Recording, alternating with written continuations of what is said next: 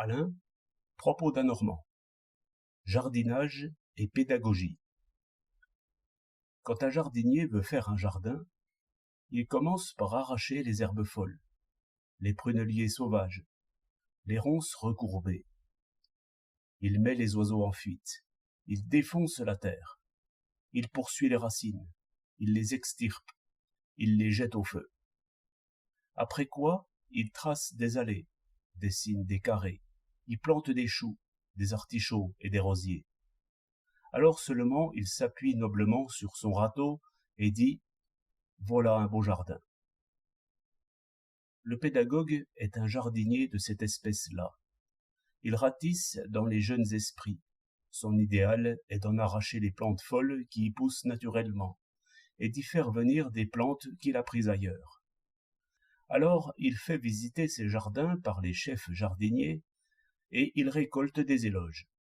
Il cultive le jardin, non pour le jardin, mais pour le jardinier. Tous ces jeunes esprits qu'on lui confie, il y sème ses idées à lui.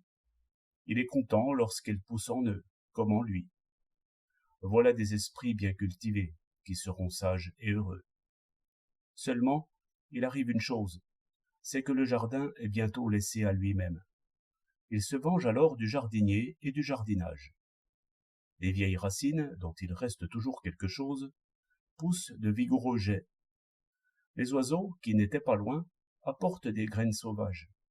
Tout cela refait bientôt la broussaille des premières années. Non sans fleurs, non sans nids joyeux, non sans vol d'oiseaux, non sans reptiles aussi. Et que pourraient faire, contre cette invasion de plantes barbares, de pauvres légumes à peine enfoncés dans le sol? Le jardinage des esprits veut plus de prudence.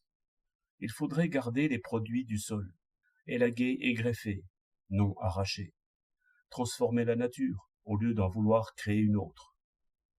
Une petite fille expliquait à son jeune frère ce que c'est que le vent. Il y a du vent, disait-elle, parce que les arbres remuent. Un pédagogue aurait tout de suite arraché et jeté au feu cette plante sauvage. Mais heureusement, il n'y avait point de pédagogue là autour. Il n'y avait qu'un père très raisonnable, qui écoutait ses propos d'enfant, et qui admirait l'éveil des premières idées. Car il faut bien que la vérité naisse de l'erreur. Et nos idées ne sont bien à nous que si nous y reconnaissons nos premiers rêves. 28 février 1908.